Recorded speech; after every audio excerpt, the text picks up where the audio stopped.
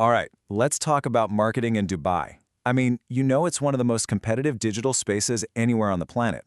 So in the middle of all that noise, how do you actually win? Well, today, we're going to break down a strategy that just might be the edge you're looking for. Let's jump in. So if you're in marketing, this question probably haunts you. You've made the perfect ad. You've nailed the targeting. You're even getting the clicks, but the sales? Kind of just crickets. So what's going on? Where's the disconnect? Well, it's because in a market that's as fast and honestly as crowded as Dubai, that old one-and-done ad strategy, it just doesn't cut it anymore. You'll just get lost in the shuffle. A single touch point, a single ad, it's just not enough to get a customer all the way across the finish line. And that really gets to the heart of the problem, what we're calling Dubai's digital challenge. Think about it. The consumers here are super savvy. They're digital natives, and they're almost always on their phones. So if your marketing strategy is fragmented, where your different channels aren't talking to each other, you're just leaving a ton of potential on the table. Okay, so for every challenge, there's got to be a solution, right? And this is where we get into what the source material calls the cross-channel funnel. And look, this is way more than just being on a bunch of different platforms. This is about making them all work together to weave this one, single, beautiful journey for your customer. So what exactly is cross-channel marketing? Well, the key phrase here is that your channels need to talk to each other. I want you to imagine your Instagram ads, your email campaigns, and your website are all in a group chat. They're constantly sharing information back and forth to create this perfect, totally personalized experience for every single customer. And this slide, it just lays it out perfectly. Over on the left, you've got multi-channel. This is what a lot of brands do. Yeah, they're on Instagram, they have an email list, but all those channels are stuck in their own little silos. And for the customer, that experience can feel, well, pretty disjointed. But on the right, you have cross-channel. Everything's connected, all the data works together, and the experience is just seamless. It's a huge step up. Okay, it all sounds great in theory, but let's get into the nitty-gritty. What are the actual, tangible benefits here? Why does this connected strategy work so incredibly well? Well, the source material really boils it down to 3 massive wins. First, you're giving your customers a way better experience. Second, you're going to see much higher conversion rates. And third, you'll get the absolute best return on your investment. Let's unpack each one. This really comes down to one thing: trust. When a customer sees your ad on Instagram, then gets an email that continues the conversation, and then lands on your website, and it all feels like part of the same story, that builds confidence. It removes all the little points of friction and just makes it so much easier for them to say yes.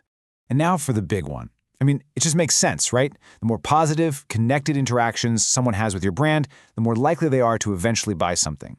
But when you see the actual data behind this, whoa, it is absolutely staggering. 494%. Just let that sink in for a minute. According to the source, campaigns that use 3 or more connected channels have an order rate that is almost 5 times higher than a campaign that just uses one channel. This isn't just a small improvement. This is a total game changer.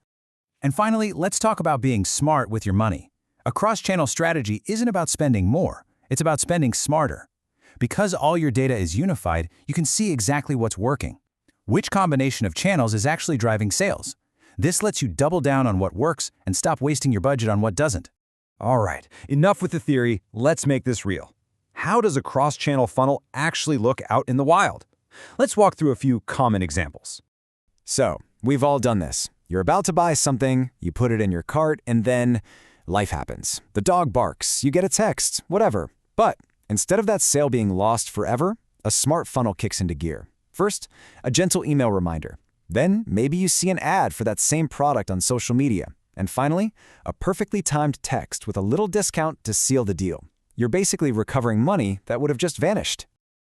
Okay, what about attracting someone new? Let's say they click your Instagram ad. So they're interested, but they're not quite ready to buy. Instead of just letting them drift away, the funnel keeps your brand top of mind. Maybe they see a display ad later, and then you send them a little push notification with a special offer just for their first purchase.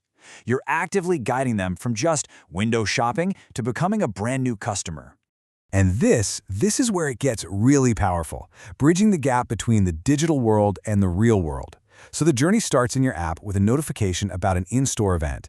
Then an email follows up with a coupon for that event. And then, this is the magic part, it uses their location to send a perfectly timed reminder right when they're walking by your store. You're literally creating a path from their phone straight to your front door. So let's zoom out. What does all of this really mean for the future of marketing, especially in a place like Dubai? Well, the trend is crystal clear. In a market where your customers have basically infinite choices, a disconnected strategy is a losing one. Simple as that. The future really does belong to the brands that obsess over their customers' journey and make it feel totally effortless. The winners are going to be the ones that are connected. And that's what we'll leave you with. It's a question to think about, whether you're a marketer trying to build a brand or just a consumer yourself. As you look at your own strategies or even the brands you buy from, how connected is that journey really? Thanks for tuning in.